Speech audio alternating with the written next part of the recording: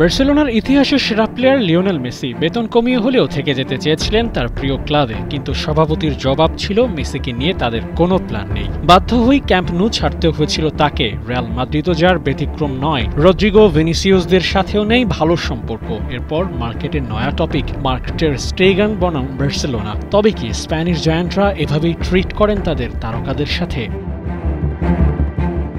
উত্তরটা বোধহয় হ্যাঁ হবে। বার্সেলোনার ইতিহাসের অন্যতম সেরা ব্যক্তিত্ব মার্ক টের স্টেগান 431 ম্যাচ খেলেছেন ক্লাবটির হয়ে। এত অবদান তার, তবুও লাপোর্তার বোর্ডের সাথে নেই ভালো সম্পর্ক। কারণ লাপোর্তার নির্দেশে ছোটখাটো একটা মিথ্যা গল্পের স্ক্রিপ্টে সই করেননি তাই, যেখানে বলা হয়েছে সুস্থ হওয়ার পরেও 1 মাস ইনজুরির নাটক করতে হবে।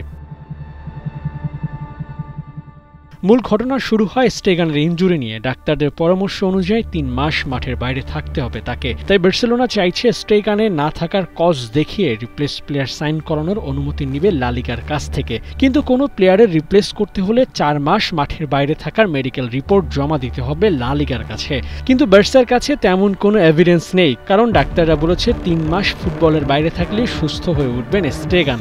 1 মাসের শর্টেজ নিয়ে স্টেগানের দ্বারস্থ হয়েছিল বার্সা, কিন্তু এই তারকা জানিয়েছেন তিনি বাড়তি 1 মাস বিশ্রামে থাকতে পারবেন না। তিনি 3 মাস পূর্ণ হওয়ার পর থেকেই খেলবেন, আর এতে ক্যাপ্টেন্সি কেড়ে নেওয়া হয়েছে স্টেগানের থেকে।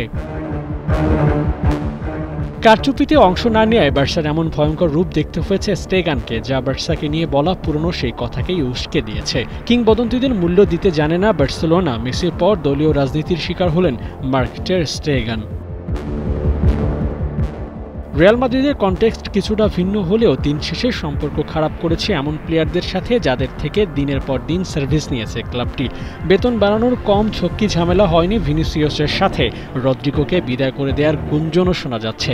সবকিছু মিলিয়ে দুই ক্লাবের বর্তমান পরিস্থিতি স্বাভাবিক নয়।